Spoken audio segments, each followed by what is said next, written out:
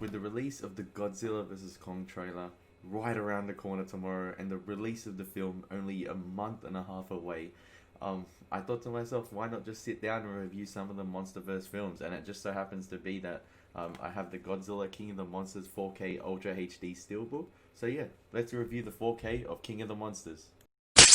Hello there.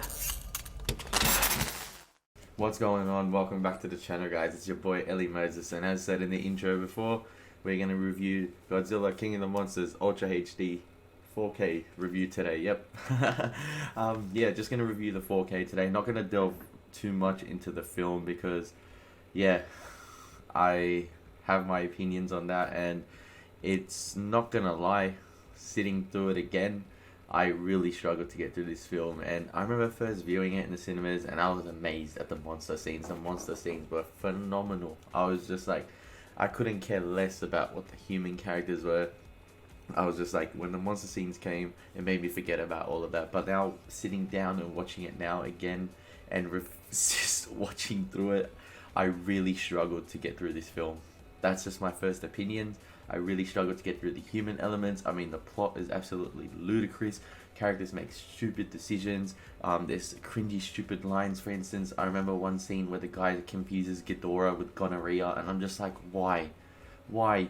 It's the end of the world. This is world-ending stakes here. Like, Washington DC's in peril. There's so many cities around the world being destroyed, and you're just making jokes. There's like no time for jokes, and there's the dialogue, especially in some scenes as well, with Millie Bobby Brown telling her mother, Vera Farmiga, I forgot her name in the film, you're a monster. Like, oh, come on, man, we get it. Okay, we're in a film with big, gigantic monsters. You don't need to, it's just, the dialogue comes across so forced in this film, and it's just like, there's nothing compelling to it, and I couldn't care less about any of the characters in this film. I mean, you have one guy, sort of the main guy we follow, Kyle Chandler, giving military orders to Monarch. It's like, this guy's completely smarter than everyone there, and it's just like, okay. And then towards the end of the film, where we have our characters fixing the Orca, which manages to compel human bioacoustics with Godzilla to somehow communicate with the rest of the Titans, and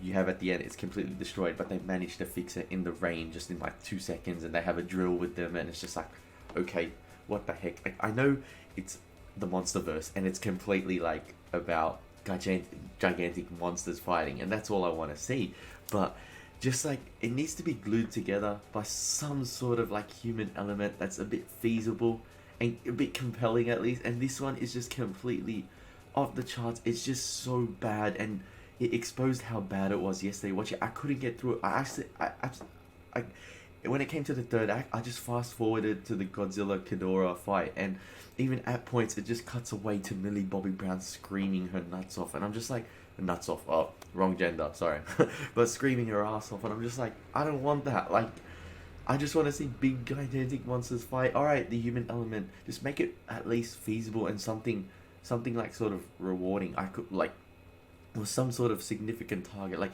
Aaron Taylor Johnson in the first Godzilla. At least I could root for him a little bit. I mean, he had his father who had passed away, Bryan Cranston. Like, no idea why they killed him in that film. He was absolutely fantastic in it, and his line delivery in that first trailer was phenomenal. But yeah, at least I could sort of root behind him, at least with his wife, his son, and he's just lost his father in the film, who was constantly trying to pursue, obviously, the mysteries surrounding the Titans and Godzilla. But in this film, it's just like, I couldn't care less about the characters. But yeah, it's been 3 minutes into this review, and I don't want to delve too much into this, the story and the plotline, because it's absolutely ludicrous. It's just basically the plotline of this film, right? Vera Farmiga's character is just like, we got to release these Titans to save the world and basically renew the world, because where Titans have caused destruction, we see that those areas, and due to their radiation, it's brought life back.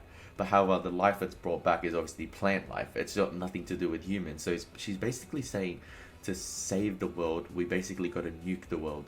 What the oh, like, honestly, like, it's absolutely stupid. And of course, when you release King Ghidorah, Monster Zero, who you have absolutely done no research about. You don't know like his powers, what the ancient legends have said, or nothing, and you just release it completely into the wild, and oh, you're completely shocked when he's like, oh, this is not what we expected. Of course, it's not what you expected. You're releasing like monsters all across the world who are just gonna cause destruction and death to humanity, especially when you haven't even given. Oh man, like oh mate. Anyway, let's just get right into the 4K review. It's been 4 minutes, and the 4K review, guys, it's really underwhelming.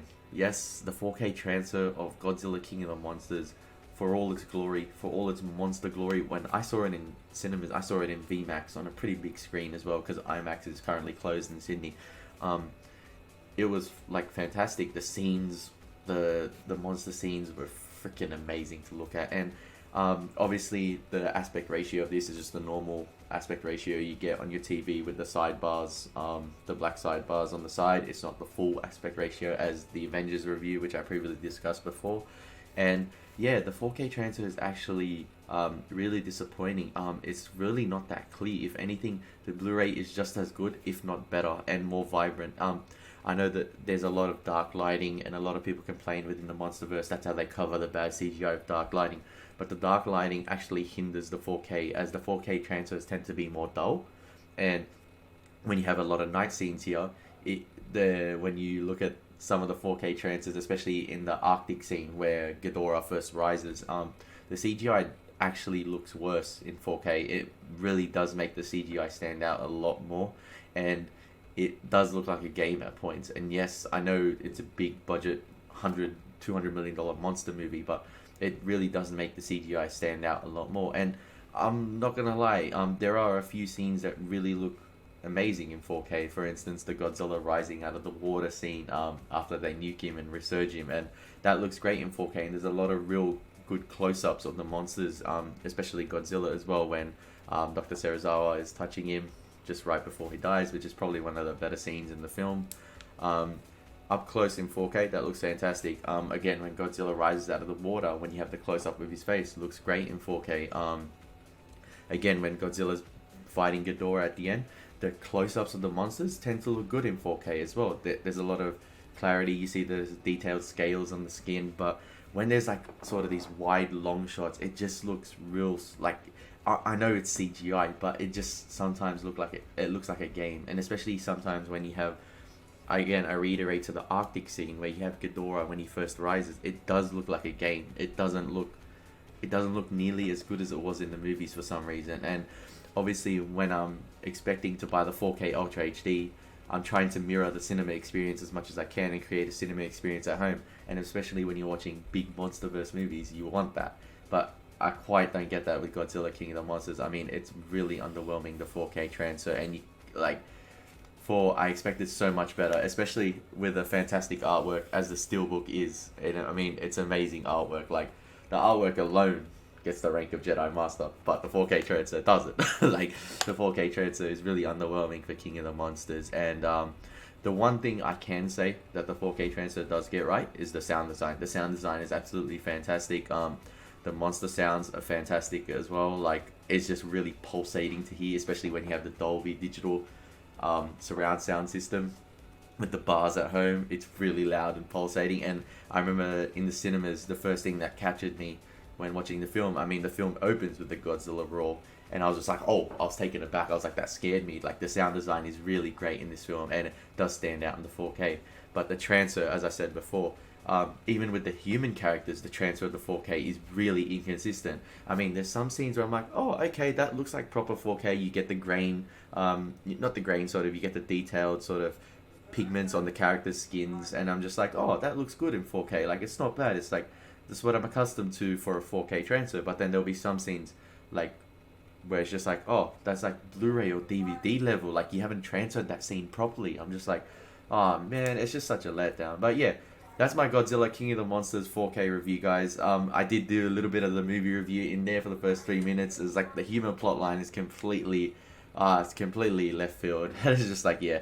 But stay tuned. I have pre-ordered the Kong Skull Island 4K, so stay tuned for that, because my local store did not have it, so I pre-ordered it. It's on its way. So a Kong Skull Island 4K review will be coming out, and I've heard that's actually really good. So I'm excited to view that in 4K for the first time. But yeah, the Godzilla King of the Monsters 4K transfer, guys. I think it's gonna get the rank of probably Padawan. Stuffed up on my ranking, guys. Sorry about that. I misjudged that. I originally gave it the rank of Padawan, which is just below Jedi Knight. Nah. Godzilla King of the Monsters 4K transfer, guys, gets the rank of Youngling. Yes, below Padawan. Yeah, I'm really disappointed, especially for a big monster film. When you see a 4K transfer, you expect mesmerizing, like, crystal clear quality, especially when it comes to monster fighting. And if anything, it just looks worse. It looks like a game. It wasn't that good, and I'm really disheartened to say that I am so looking forward to the Godzilla vs Kong trailer tomorrow, and I cannot wait for it. And yeah, but other than that, that's been the Godzilla 4K King of the Monsters review, guys. Hopefully you enjoyed it. I'd enjoy some feedback in the comments about my reviews. I tried to do these one take, but as always, like you see, I stuff up here. I stuffed up the ranking. I completely forgot, but yeah, it was lower than usual, lower than expected. So yeah, stay tuned, as I said before, for the Kong Skull Island 4K review, which I have pre-ordered. Just waiting for the disc to arrive, and I cannot wait to review that because I heard it's pretty good. So as always, it's been your boy Ellie Moses, and stay tuned for more content. Take care. Peace.